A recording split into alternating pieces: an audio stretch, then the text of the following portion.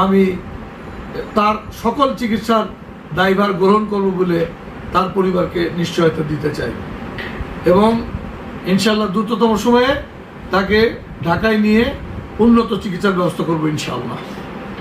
ঢাকায় আন্দোলনে গুলিবিদ্ধ মাগুরার শালিখার বিএনপি কর্মী শেখ আব্দুস সোবহানের চিকিৎসার সকল দায়িত্ব নিয়েছেন মাগুরার বিএনপি নেতা মনোয়ার হোসেন খান।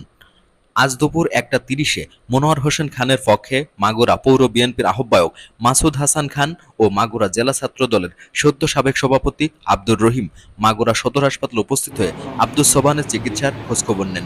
আমাদের মাগুরা সদর হাসপাতালে এখানে এসেছি আমাদের এই আন্দোলন সংগ্রামে আমাদের এক লড়াকু সৈনিক প্রায় 150-র উপরে সররা ওনার শরীরের ভিতরে আছে, কিছু বের হয়েছে আর বাদবাকিগুলো বের করার জন্য আমরা ওনার সার্বিক খোঁজখবর নেওয়ার জন্য এখানে আসছি, যাতে ওনার দ্রুত আমরা এই সররাগুলো বের করতে পারি এবং ওনার সার্বিক স্বাস্থ্যের যে বিষয়টা ওটা আমরা খেয়াল করবো। এই জন্য জনাব মনোয়ার হোসেন খানের পক্ষ থেকে, জনাব তারেক রহমানের পক্ষ থেকে আমরা এখানে আসছি ওনার এই যাবতীয় চিকিৎসার ব্যবস্থা করে দেবেন।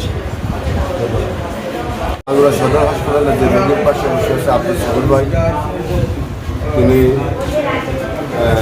চলমান যে স্বৈরাচার বিরোধী আন্দোলন, সে আন্দোলনে অগ্রণী ভূমিকা রেখেছিল সামনে থেকে। আপনারা দেখেছেন ইতিমধ্যে তার শরীর থেকে প্রায় 8টা সররাগুলি বের করা হয়েছে এবং শতাধিক সররাগুলি তার শরীরে আসছে।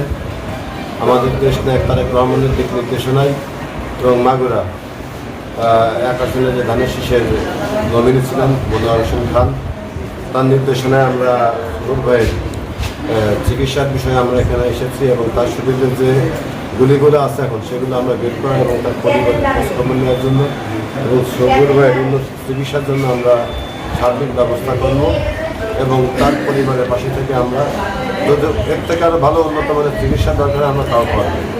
আমাদের দল থেকে নির্দেশনা আছে তাদের পাশে থাকার জন্য এবং তাদের সার্বিক চিকিৎসা দেওয়ার জন্য। আমরা সেগুলোর চেষ্টা করে যাচ্ছি, আপনার চেষ্টা করে যাচ্ছি। তাকে নগদ অর্থ সহায়তা করেন। একই সময়ে সদর হাসপাতালের তত্ত্বাবধায়ক ডাক্তার মহসিন উদ্দিনের সাথে উন্নত চিকিৎসার ব্যাপারে আলোচনা করেন। এ সময় জনাব মনোয়ার হোসেন খানের পক্ষে আব্দুস সোবহানের উন্নত চিকিৎসার প্রয়োজনে ঢাকায় নেওয়ার ব্যাপারে আশ্বস্ত করা হয়। এ সময় তত্ত্বাবধায়ক আব্দুস সোবহানের উন্নত চিকিৎসার ব্যাপারে সর্বোচ্চ নিশ্চয়তা প্রদান করেন।